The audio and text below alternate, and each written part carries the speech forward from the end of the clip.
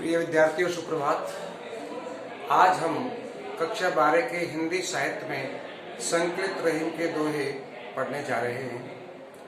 हम देखते हैं रहीम जी का जन्म सन 1556 ईस्वी और मृत्यु सन 1626 ईस्वी। रहीम जी ने अपने इन संकलित दोहों में धर्म, नीति, व्यवहार एवं राजनीति से संबंधित जीवन उपयोगी जो विषय हैं उन पर अपने विचार व्यक्त किए हैं। रहीम के दोहे हमारे जीवन के पाठशाला के रूप में माने जाते हैं।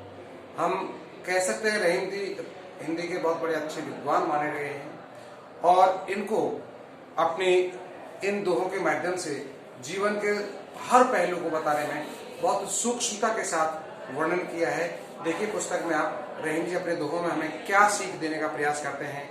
धर्म के क्षेत्र में, राजनीति के क्षेत्र में, व्यवहार के क्षेत्र में हमें क्या क्या संदेश और उपदेश देते हैं जो हमें अपने जीवन में अपनाने चाहिए।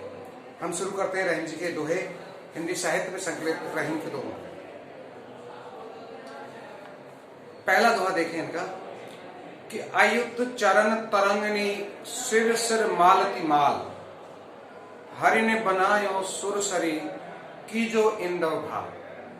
कवि रहीम अपने प्रथम दोहे में हमें यह बताना चाहते हैं कि अयुत चरण तरंगनी, माँ गंगा के स्वरूप को बताने का प्रयास किया है कि माँ गंगा अयुत बोलते हैं विष्णु भगवान को, कि विष्णु भगवान के चरणों से निकलकर अयुत चरण तरंगिनी शिव सिर मालती माल, शिव जी के सिर पर मालती माला की भांति विराजित है या सुशोभित हो रही हैं। हे माँ गंगे, हरि ने बनायो सुरसरी, मुझे आप मेरा उद्धार करो, मुझे इस जीवन से मुक्ति दिलाओ और मुक्ति दिला करके हरि न बनायो, मुझे हरि यानी विष्णु मत बनाना सुरसरी। हे देव नदी अर्थात हे गंगा नदी, मुझे आप उद्धार करने के बाद में कभी विष्णु भगवान मत बनाना, हरि मत बनाना। तो क्या डिमांड करते हैं, क्या कोशिश है माँ गंगे के सामने रहीम की जो इंद्रभाल, मुझे आप शिव का रूप बनाइए, क्योंकि जिन्होंने आपको उनके मस्तिष्क पर धारण किया। यानी कि यहाँ पर उनके ये सहज व्यवहार की बात है, धर्म की बात है कि माँ गंगा जो पवित्र है उसे चरणों में नहीं अपने सिर पर स्थान देता है कवि रहीम। दूसरा दोहा देखें कि अम्मी पियावत मान बिन रहीमन मोहिन सुहाय, मान सहित मर गो भलो जो विष दे बुलाए। व्यवहार की बात यहाँ पर बताई है, नीति की बात यहाँ पर बताई है कि अब अम्मी पियावत मान रही, कि बिना मान सम्मान के अम्मी मानी अमृत, यदि कोई अमृत भी पिलाता है तो रहीम मन मोहिन सुहाय, रहीमदास जी कहते मुझे वो अच्छा नहीं लगता। मान सहित मर गो भलो, मान सम्मान के साथ मरना भी भला है, जो विष दे बुलाए, यदि कोई बुला करके मान सम्मान यदि जहर भी देता है तो वो उस अमृत के बजाय वो जहर श्रेष्ठ है। अर्थात मान सम्मान से जहर पी करके मरना जाना भी उचित माना है कवि रहीम ने। तीसरा दोहा देखें कि कदली शीत भुजंग सुख मुख स्वात एक उन तीन, और जैसी संगत बैठी है तैसो ही फल दिन। यहाँ संगति के प्रभाव को बताने का प्रयास किया है कवि रहीम ने कि कैसी संगति में हमें बैठना चाहिए। तो कदली सीप और भुजंग यानी केला, सीपी और सर्प, इन तीनों के व्यवहार को बताया कि एक स्वाति नक्षत्र के समय होने वाले बरसात की जल की बूंद यदि केले के ऊपर गिरती है तो वो कपूर बन जाता है, यदि सीपी पर गिरती है तो वो मोती बन जाती है, और यदि सर्प के मुंह में जाए तो वो जहर बन जाती है। यानी एक बूंद ने तीन संगति पाई, तीनों में उसका व्यवहार अलग अलग हमें देखने को मिला। तो कवि यहाँ कहता है कि जैसी संगत बैठी है तैसो ही फल दिन, हम जैसी संगत में बैठेंगे हमारा वैसा ही फल या परिणाम हमें प्राप्त होगा। इसलिए हमें सोच समझ कर अच्छी संगति में बैठना चाहिए, कुसंगति का साथ छोड़ देना। अगला दोहा देखें कि कही रहीम संपत सगे बनत बहुत बहुरीत, और विपत्ति कसौटी जो कसे ते ही साचे मित्र। अच्छे मित्र कौन होते हैं उनके बारे में यहाँ व्यवहार की बात बताई है इन्होंने, नीति की बात भी है कि कही रहीम संपत सगे। रहीमदास जी कहते हैं कि संपत्ति होने पर हमारे पास पैसा है तो हमारे बहुत सगे संबंधी हो जाएंगे, बहुत सारे अपनापन दिखाने के लिए तैयार हो जाएंगे, और बनत बहुत बहुरी, बहुत तरीके से अपना बनाने की कोशिश करेंगे। लेकिन विपत्ति कसौटी जोर कसे, विपत्ति आने पर जो हमारा साथ दे टूटे ही साँचे मित्र वही हमारे सच्चे मित्र हैं। अभी तो अधिकतर लोगों का ये नेचर होता है, प्रकृति होती है कि उस पैसा होने के पास, हमारे पास संपत्ति होने के पास हमारे बहुत सारे सगे संबंधी बन जाते हैं, लेकिन हमारा पैसा नहीं है, हम गरीब है तो हमारा कोई साथ देने वाला नहीं होता। जो संकट के समय पर कसा जाए, कसौटी पर खरा उतरे, हमारा साथ देने के लिए तैयार रहे, वही जीवन में सच्चा मित्र माना जाता है। आगे देखें कि काज परे कछ और है, काज सरे कछ और रहीमन भंवरी के भये नदी श्रावत हो। समय आने पर व्यवहार में परिवर्तन होना प्रकृति का नियम लोगों में देखा जाता है कि जब किसी चीज की हमें आवश्यकता होती है हम उसका महत्व समझते हैं। उदाहरण देता है कभी कि काज परे कछ और है, कार्य पड़ने पर कुछ और काज सरे कछ और काज निकल जाने के बाद में उसका व्यवहार कुछ और हो जाता है। जिस प्रकार से कि रहीमन भंवरी के भय, रहीमदास जी कहते हैं कि शादी के समय पर नदी श्रावत मोर जो होता है उसे अपने माथे पर लगाते हैं। जब शादी का समय आता है, फेरे जब पड़ते हैं तो मोर को अपने सिर पर सजाते हैं और जैसे ही शादी निकली उसे नदी में बहा दिया जाता है। यानी काम पड़ने पर कुछ और महत्व होता है और काम निकल जाने पर उसका महत्व कम हो जाता है। खैर खून खांसी खुशी बैर प्रीत मदपान, रहीमन दावे ना दबे जान सकल जहान। रहीमदास जी कहते हैं कि एक चीज ऐसी है जो कभी भी दबाने से नहीं दबती, ये हमेशा उजागर हो जाती है।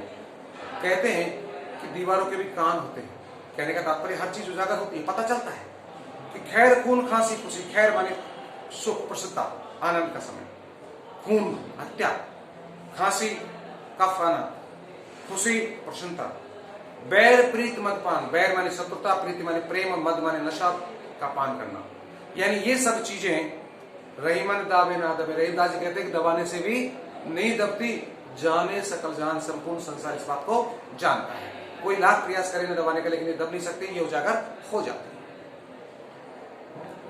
जो रहीम उत्तम प्रकृति का कर सकत कुशंग, चंदन विष व्यापत नहीं लपटे रहत भुजंग। कवि यह कहना चाहता है, संगति के प्रभाव को दूसरे तरीके से बताया है यहाँ पर कि कुछ लोग अच्छी संगति और बुरी संगति के प्रभाव से परिवर्तित हो जाते हैं, लेकिन जिन लोगों की प्रकृति उत्तम है, स्वभाव अच्छा है, वो बुरी संगति में जाने के बाद भी अपने व्यवहार में परिवर्तन नहीं कर पाते, यह नहीं होता। जैसे कि जो रहीम उत्तम प्रकृति का कर सकत कुशंग, रहीमदास जी कहते हैं जिनकी प्रकृति उत्तम है उनका बुरा साथ या बुरी संगति कुछ नहीं कर सकती। जिस प्रकार से चंदन विष व्यापत नहीं, चंदन होता है उस पर सर्प लिपटे रहते हैं, लेकिन कभी वो सर्प के जहर को ग्रहण करता नहीं, लिपटे रहते भुजंग, भुजंग के सर्प के लिपटे रहने के बाद भी चंदन कभी जहर को ग्रहण नहीं करता। अगला देखिए 8वां दोहा कि जो रहीम गति दीप की कुल कपूत गत सोए और बारे उजियार करे बड़े अंधेरे हुए।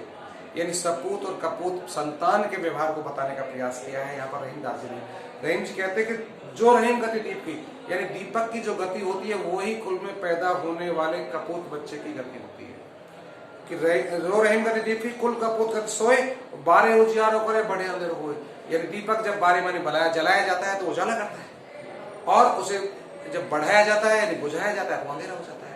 ऐसे ही अपने कुल में कोई कपूत संतान पैदा होती है तो वो बड़ी प्रसन्नता होती है, जब मतलब दीपक की तरह जलता है, प्रकाश होता है, गाँव घर में संतान पैदा हो गई।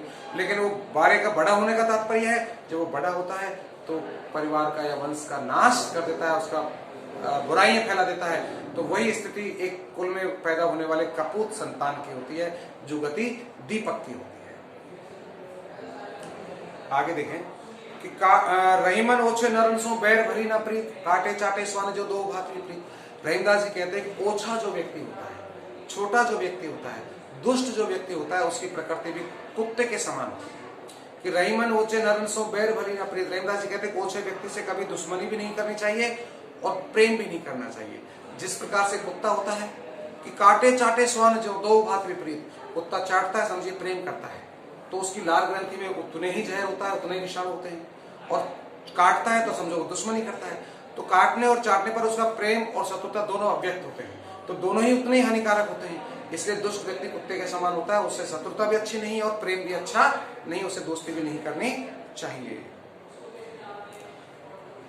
रहीमन धागा प्रेम का मत तोड़ो छटकाए, और टूटे से फिर ना जुड़े जुड़े गांठ पड़ जाए। रहीमदास जी यहाँ पर बताते हैं, व्यवहार की बात है कि रहीमन धागा प्रेम का जो धागा है वो मत तोड़ो छुटकाए, उसको तोड़ना नहीं चाहिए। किसी के साथ दोस्ती है उसको तोड़ो मत, उसका निर्वाह करो, उसे आगे संभाल के चलो।